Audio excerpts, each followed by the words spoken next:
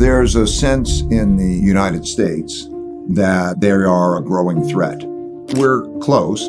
If we go to a military war, it'll almost certainly be the Taiwan issue. So that could be called containment. I think we want to contain China. Their concerns are mostly the domestic concerns. How do they deal with the demographics issue? How do they deal with their own domestic issues? You know, when you run a country, the major issues are the internal issues. How do you make sure you deal with corruption? How do you deal with all the issues that they face? Poverty in the east, in the western part of China, environmental issues, the property bubble that's bursting, the COVID issue. My assessment would be that they made a serious mistake in not taking the vaccines that we had to offer. There was a process in which they handled it fabulously in the beginning. And everybody was thinking, okay, they're on top of the world. But then they have no COVID in China, so they don't have immunity, and they didn't have a vaccine that was effective. And as a result, they got into the situation that they're in. China and the opposition is as strong as the United States and its allies. And so we have a conflict. And there are 5 kinds of wars, and they start in this order, just sequentially, typically. A trade war, a technology war, a geopolitical influence war. Then you get into a capital and economic warfare, which we are now with sanctions. They always happened in history. And then there's a military war. And so you could see that progression happen through time. And that creates a template. So I like to look at the template and then plot dots to see how we're transpiring relative to that template. China holds a lot of American debt. Yeah. Should we worry about that? I think they should worry about it.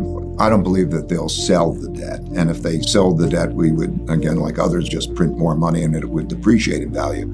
I think that they know, and have known for quite a long time, that the position that they have in that debt is something that they're going to have to stick with. The way it worked is they produced inexpensively. We all thought this is a good thing. I thought it was a good thing. And they earn money. And then they take a lot of that money that they earn and then they lend it to us. I remember when this started, the per capita income in the United States was 40 times the per capita income in China, and they're lending to us. So we borrow this money, and they buy our bonds, and I don't know who got the better or worse deal, but anyway, that's what happened. So look at it this way. It's a big thing. The population in China, the capitas, are more than 4 times that in the United States. Since I started going to China in 1984, per capita income has increased by 27 times. If it increased to half of what the United States is, that would mean its economy would be twice the size of the United States. So it's a big force. And simultaneously, given the risks in the world, they want to be self-sufficient. And similarly, the United States wants to be more self-sufficient, and other countries are wanting to be more self-sufficient because they're worried about being cut off. The main reason that China did not denominate its exports and trade in the currency and did not denominate its lending is that they didn't want to be a threat to the United States, because that's a threatening act. If the United States loses, now we were in a different era then, just to explain it. They became the largest trading country in the world. In other words, did more trade than any other. They could have operated in their currency. In terms of lending, international lending, they are the largest lenders, and they could have done that in their currency. They chose not to because they perceived that that would be a threat. They were not trying to disrupt the world order. But now we have a different set of circumstances worldwide. This leadership was the same, of the same mind. And I think is pretty much today, they don't want to disrupt the world order. But they want to be as great as they can be.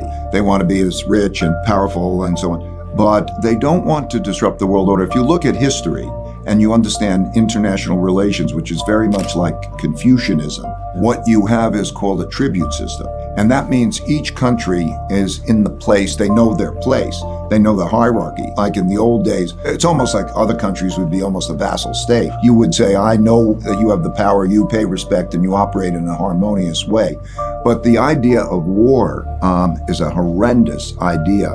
So I think that they would probably be just as happy if you divided the world in half, their half and we had our half, and there was peace in the world. I'm just saying an objective is not to dominate the world. An objective is to operate in a way where there is no such war. However, that they are as strong and powerful and healthy and prosperous as they can be.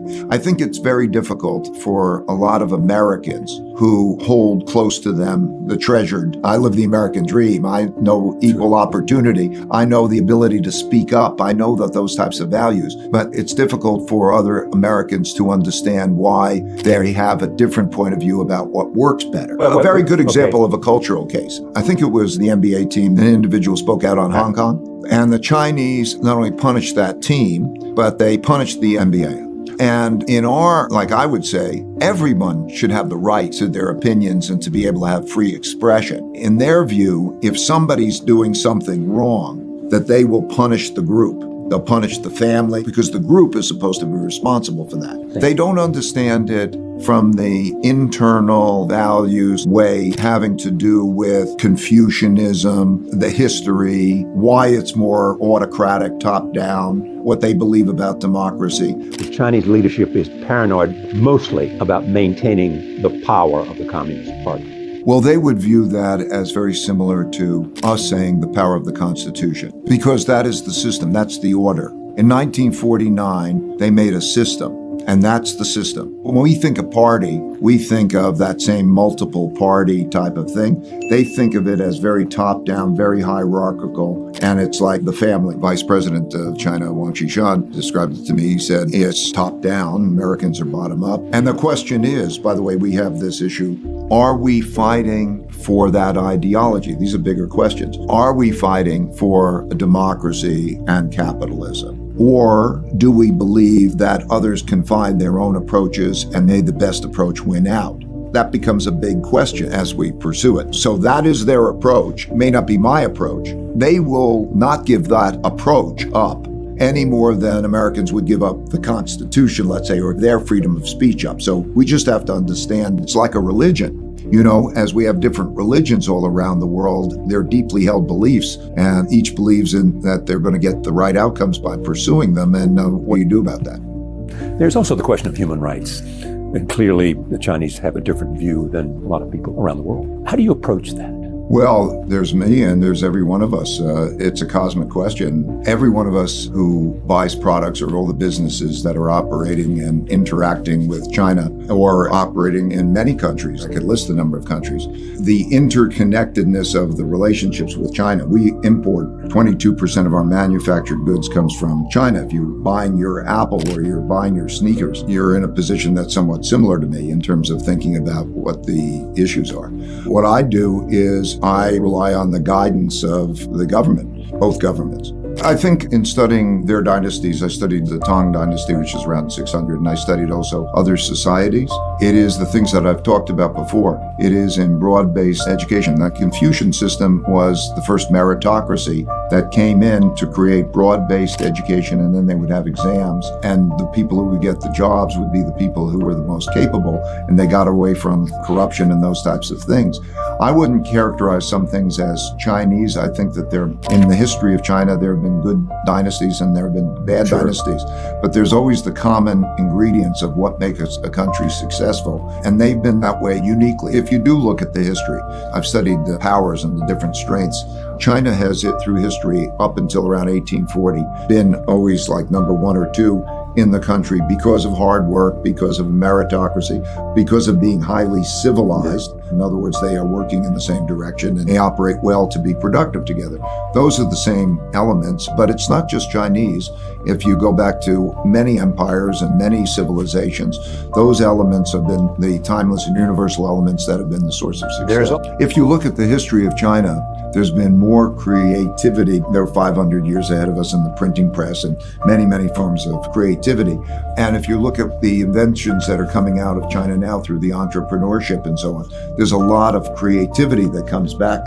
But of course, there's always a balance between being a revolutionary. It's always how far do you take it? So in China right now, there's entrepreneurship, investing in all the ways, empowering, and it's really a capitalist type of approach among entrepreneurship, but they'll call it state capitalism. that kind of an approach. And then there's the question of order.